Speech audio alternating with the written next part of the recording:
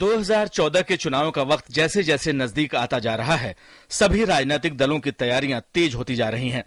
पिछले 3 दशक से देश में जारी गठबंधन की राजनीति की अहमियत को समझते हुए बीजेपी और कांग्रेस दोनों ने अपने अपने कुनबे मजबूत करने की कवायद तेज कर दी है।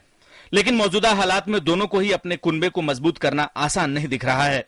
बीजेपी को जहां नए साथियों की तलाश में दिक्कतें आ रही हैं, वहीं कांग्रेस के लिए यूपीए को एकजुट रखना चुनौती बन गया है। बात अगर कांग्रेस की करें तो बिहार में लालू यादव की आरजेडी और पासवान की एलजेपी के साथ उसका गठबंधन लगभग तय है और केवल औपचारिक घोषणा बाकी है। बुधवार को पासवान ने सोनिया गांधी से मुलाकात कर गठजोड़ की घोषणा जल्द करने की मांग की। देखिए, मैंने शुरू से ही मैं कह रहा हूं कि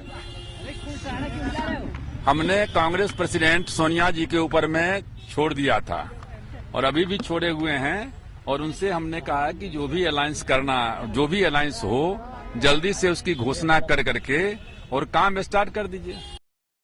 गठबंधन की राजनीति की अहमियत कांग्रेस को बिहार में इसलिए नजर आ रही है क्योंकि 2004 में भी तीनों साथ मिलकर लड़े थे और 40 में से 29 सीटें जीत भारी कामयाबी हासिल की थी, जबकि 2009 में अलग अलग लड़ने पर तीनों को मिलाकर 6 सीट ही मिली। राज्य में बीजेपी और जेडीयू का गठजोड़ टूटने के बाद कांग्रेस को नया गठबंधन फायदे का सौदा लग रहा है। बिहार में कांग्रेस भले ही मजबूत बन रही हो, लेकिन महाराष्ट्र और जम्मू कश्मीर में उसके सहयोगी मुश्किल पैदा कर रहे हैं। जम्मू कश्मीर के मुख्यमंत्री उमर अब्दुल्ला जहां इस्तीफा देकर गठबंधन से बाहर निकलने की तैयारी कर रहे हैं, वहीं बीजेपी के प्रति एनसीपी का नरम रुख भविष्य की नई संभावनाओं की ओर इशारा कर रहा है। कांग्रेस ने एनसीपी के इस रुख पर हैरानी जताई है। If the judicial system has given any pronouncement, I think we ought to respect it and we need not question it further.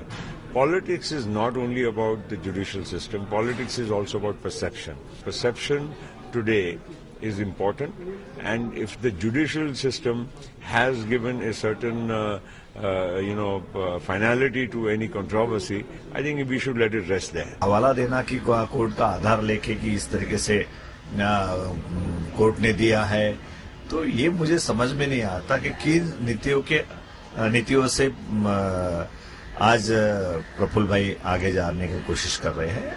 Modi ji और उनके सरकार का पूरा हाथ था, क्योंकि जनता जानती है और प्रफुल्ल जी को एक ऐसा ये अलग सोच उनकी है, वो हमारे विचार के बाहर है। कांग्रेस के लिए चुनौती तमिलनाडु में भी है। लंबे समय से यूपीए का हिस्सा रहे करुणानिधि की डीएमके अब गठबंधन से बाहर है। पार्टी अब बार बार यही कह रही है कि वो कांग्रेस और बीजेपी दोनों के साथ नहीं जाएगी। मैं कांग्रेस से अपने पास आने की प्रार्थना नहीं कर रहा हूं। हम कांग्रेस या किसी और पार्टी से गठजोड़ नहीं करेंगे। उधर पश्चिम बंगाल में ममता बनर्जी की तृणमूल कांग्रेस और कांग्रेस के बीच फिर से गठबंधन की खबरें भी हवा में हैं, लेकिन इस पर दोनों ही पक्ष इनकार कर रहे हैं। बीजेपी का हाल भी कांग्रेस से ज्यादा अलग नहीं है। तमिलनाडु ने जयललिता के नरम रुख के बावजूद पार्टी के साथ बीजेपी का गठजोड़ होने के आसार नहीं है। बीजेपी राज्य में एमडीएमके और पीएमके के साथ मिलकर तीसरा मोर्चा बनाने की तैयारी में है। महाराष्ट्र में शिवसेना, बीजेपी, आरपीआई और शेतकारी संगठन को मिलाकर एनडीए मजबूत हो गया है, लेकिन एमएनएस को अपने पाले में लाने में बीजेपी नाकाम रही है। बीजेपी को और कोई नया सहयोगी अब तक नहीं मिल सका है। चुनावी सर्वेक्षणों की माने तो चुनाव के बाद बीजेपी और कांग्रेस दोनों को बहुमत मिलने के आसार नहीं है। ऐसे में गठबंधन को मजबूत करना सबकी प्राथमिकता में है। Bureau report, DD news.